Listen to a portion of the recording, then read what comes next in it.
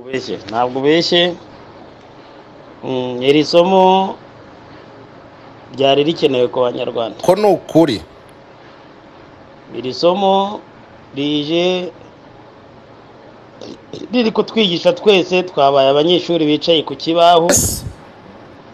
Mwarimu ari imbere, mwarimu yabaye leta Malawi, natwe twese twabaye abanyeshuri kandi nta munyarwanda ryasize. Mbese ukennye ukize uri mu nkambi n'uri mu mujyi nta muntu ibintu bitazagiraho ingaruka, cyane ko n'abanyagihugu bwabo zizabageraho.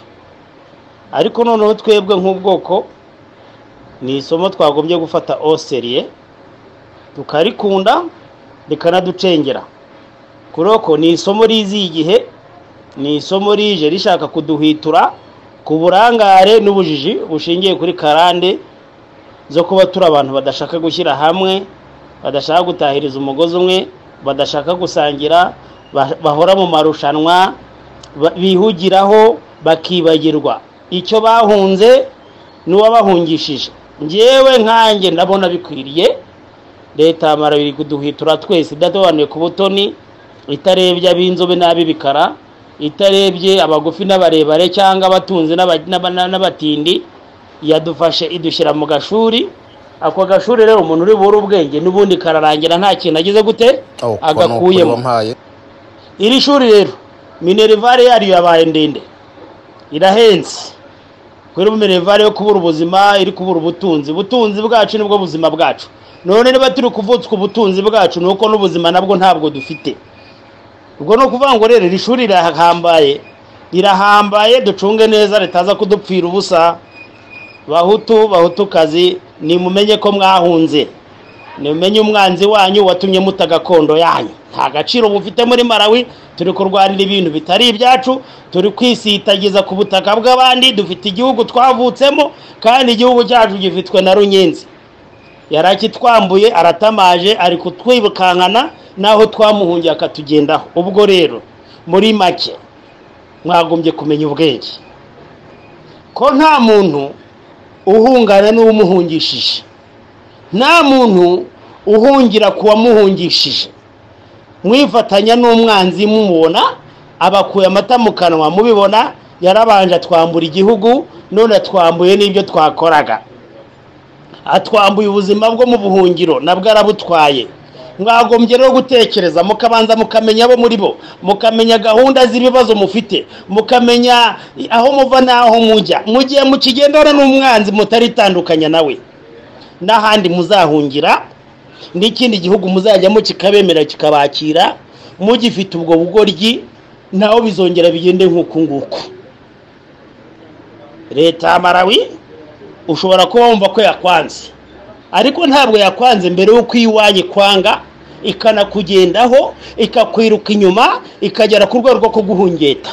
Ndabwira wowe rero uhora uvuga ko ngo ari nziza ari heza, ugakorana nabo ukabashyigikira, ukaba wumva nta kintu bagutwaye, nta n'icyo bakubwiye.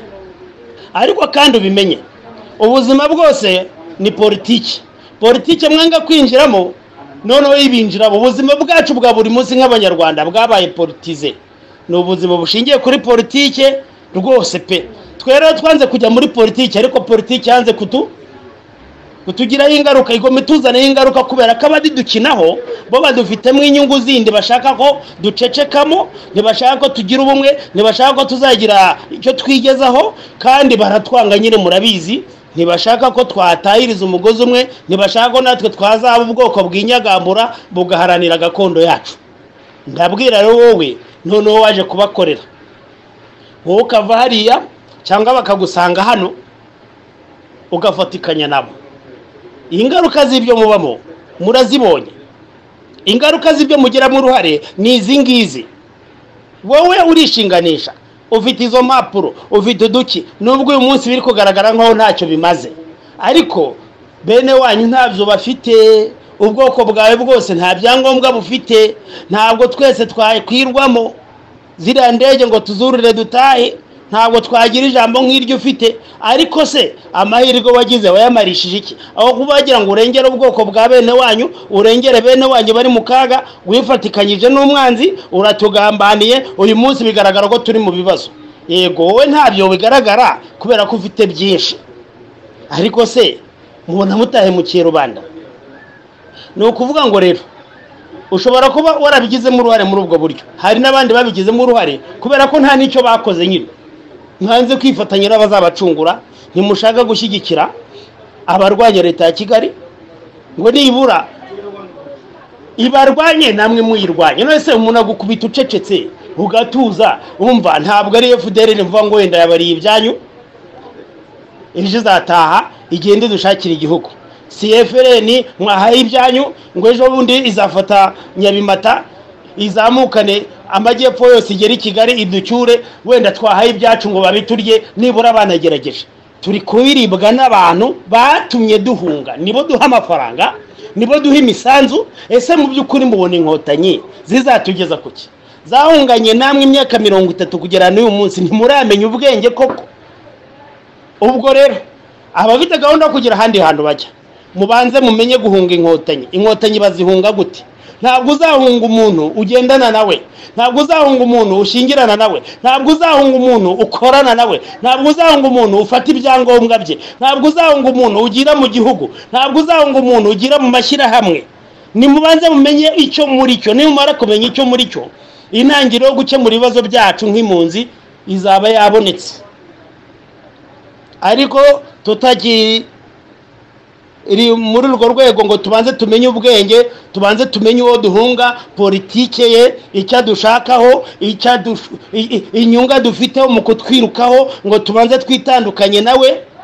Twakira cyangwa twakena, turacyafite ibibazo byacu ntibizarangira. Imyaka 30 irashize, n'iyindi 30 izaza, niba Abahutu batize kugira ubwenge ngo biga kumenya ko politike ihera hasi, kandi none bamenye uwo bahunze uwo ari we, uwabambuye igihugu uwo ari we, uwabateye muri 90 mu Kwakira uwo ari we, n'impamvu uyu munsi akibagendaho iyo ariyo, ngo bitandukanye nawe.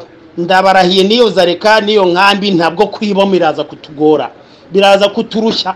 Birakeneye rero ko uyu munsi abantu bimenya, bakamenya abo baribo, bakamenya n'icyo gukora. Ntabwo ari byo kubwirizwa. Amafaranga ufite amariye iki umuryango ukomokamo? Amariye iki communauté? Akumara iki nk'impunzi? Ese yatugeza kuki? Yaduhesha uburenganzira gute? Twakibohoza mu bibazo turimo gute? N'iryo hurizo, n'iryo somo leta ya Malawi yabaye umwarimu, turyige neza, turyitondere. Ariko igihe cyose tutaramenya guhunga, ndavuga abantu turi muri kino gihugu, ntabwo tuzi guhunga. Nta uhungana n'umwanzi. Mukomere.